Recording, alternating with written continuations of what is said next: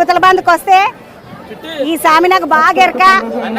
ఈ స్వామితోటి ఒక 5-6 ఏళ్లతోటి పరిచయం నాకు అరుణ్ స్వామి. ఈ సామాన్లు జగరావు సామాన్ల చుట్టాలు. ఏమైతాడు జగరావు సార్? జగరావు సార్ వాళ్ళ కొడుకు. అందుకని నాకు బాగా ఎరక.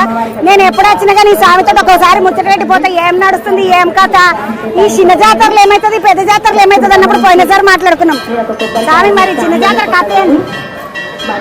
చిన్న జాతరని గవర్నమెంట్ వాళ్ళు మినీ మేడారం జాతర అని పెట్టినాం. అయితే యాక్చువల్లీ ఏంటంటే ఇది మండ మెలిగే పండుగ. ఈ పండుగ ప్రత్యేకత ఏంటంటే అంటే పెద్ద జాతర అప్పుడైనా చిలకల గుట్టకు పోయి అమ్మవారిని తీసుకురావడం జరుగుతుంది. అట్లా కాకుండా మినీ మేడారం జాతరలో కేవలం మా ఇంట్లో నుంచి గుళ్ళ నుంచి గద్దెలకి అమ్మవాళ్ళని తీసుకొచ్చి ప్రత్యేకంగా పూజలు చేయడం జరుగుతుంది. స్వామి మరి అమ్మవారు చిలకల గుట్ట మీద ఉంటది కదా, మరి మీ ఇంట్లోకి ఏం తీసుకొస్తారు? మా ఇంట్లో నుంచి అమ్మవారికి పసుపు కుంకుమ చీరేసారు ప్రత్యేకంగా పూజలు నిర్వహించిన తర్వాత ఊర్లో ఉన్న గుడికి వెళ్తాము. గుళ్ళల్లో అమ్మవారి పూజ ఉంటుంది. అమ్మవారి పూజా సామాగ్రి అవన్నీ అలంకరించి ప్రత్యేకంగా దీప నైవేద్యాలతో అమ్మవార్లను పూజించిన తర్వాత అంటే ఈరోజు రాత్రి అక్కడి నుంచి అంటే గుళ్ళ నుంచి గద్దెలకు రావడం అంటే పూజారులందరికీ సమ్మక్క పూజారులు సారలమ్మ పూజారులు గద్దెలకు వచ్చి అమ్మవాళ్ళకి ప్రత్యేకంగా నైవేద్యం పెట్టి జాగారాలు ఉంటూ రాత్రంతా పూజలు నిర్వహించడం జరుగుతుంది. మళ్ళీ ఈ చేప కూడా పుణ్యం రాత్రి అంతా పూజలు చేస్తారా? ప్రతి సంవత్సరము ఈ మాఘశుద్ధ పౌర్ణమి వెన్నెలలో అమ్మవార్లకి ప్రత్యేకంగా పూజలు నిర్వహిస్తామమ్మా.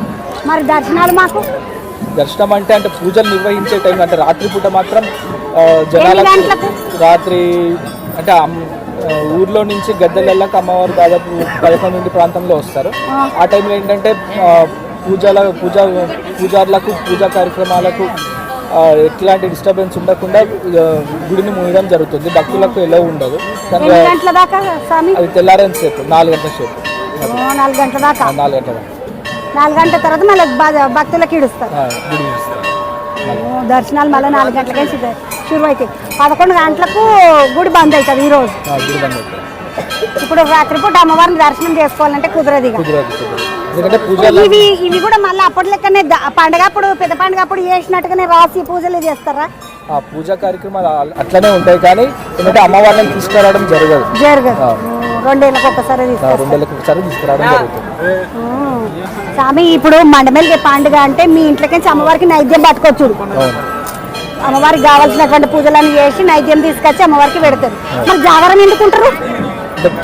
పూజారిని నిష్ఠతోటి అమ్మవార్లను వశపరచుకోవాలి కాబట్టి ఈ మా పౌర్ణమి వెన్నెలలో పౌర్ణమి రోజు రాత్రిపూట ప్రత్యేకంగా పూజలు చేస్తారు. అందుకే కదా వేరే గుళ్ళకి ఈ గుళ్ళకు తేడా ఏంటంటే అంతా హైందవ సాంప్రదాయాలు ఉంటాయి. ఇక్కడ ఆదివాసీ సాంప్రదాయాలు అవి ఆదివాసీ పద్ధతులు ఇక్కడ ఆచారాలను బట్టే వెనుక పూర్వం నుంచి ఇప్పుడు అదే ఆచారాలు కొనసాగుతున్నాయి. కాబట్టి పౌర్ణమి అనేది అమ్మవాళ్ళకి ప్రత్యేకంగా అన్నట్టు ఆ రోజు మాత్రమే పూజలు నిర్వహించడం జరుగుతుంది.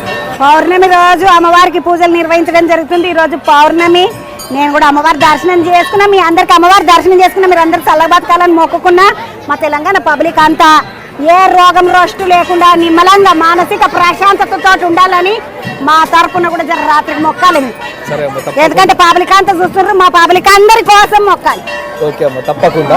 ఎందుకంటే ఇంతమంది ఈరోజు వేల సంఖ్యల నుంచి కేవలం ఆదివాసీల నుంచి ఇప్పుడు ఇతరులు కూడా వస్తున్నారు. దాదాపు కోట్ల మంది భక్తులు అమ్మవారిని దర్శించుకుంటున్నారు. ఇక్కడ ఏదో మహిమ ఉంది.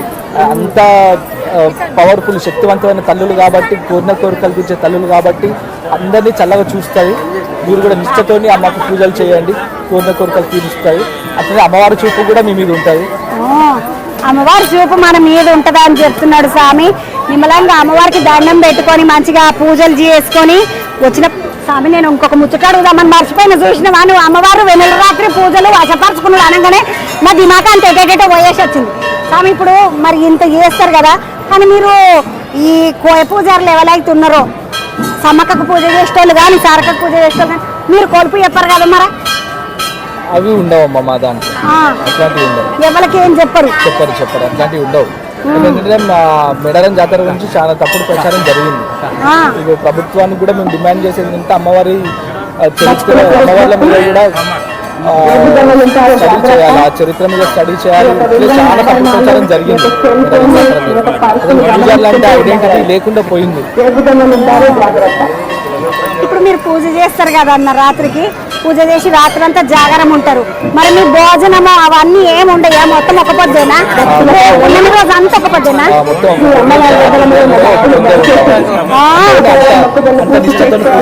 కాబట్టి మనకు అమ్మవారు అనుగ్రహం ఉంటుంది. ఇట్లా తెల్ల బట్టలు ఎందుకు వేసుకుంటారు? కానీ నేను ఎప్పుడు అడగదాం అనుకుంటా, పూజలు అంటే ఎర్ర బట్టలు పచ్చ బట్టలు వేసుకుంటారు కదా, మీరు ఎప్పుడు వచ్చినా కూడా ఇట్లా తెల్ల బట్టలు వేసుకుంటారు. ఏంది ప్రత్యేకత దీనికి?